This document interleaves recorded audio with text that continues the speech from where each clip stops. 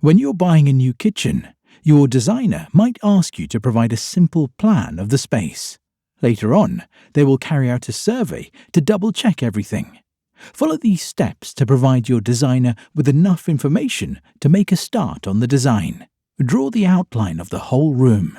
Don't worry about drawing it to scale because you will write measurements on later. Add all the windows and doors. Show the doors slightly open, opening the right way, and draw a curve where each door opens. You can use boxes to show where the windows are. Draw on any other features and add a label explaining what each one is. Include as much information as you can. You should try to show any part of the wall that's not flat. You should also show any electric or plumbing points that can't be moved, along with any radiators, the boiler, and anything else that can't be moved and might affect the kitchen design.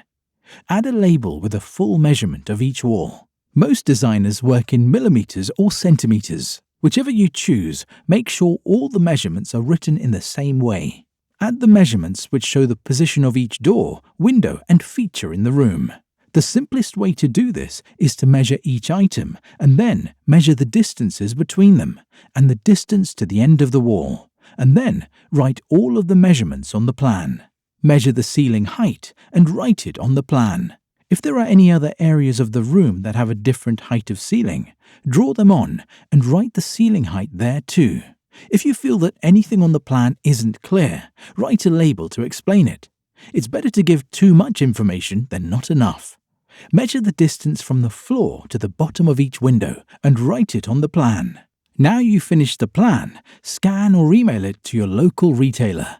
They will arrange an appointment with you to discuss your requirements. You can find your nearest retailer using the dealer locator on the Symphony website.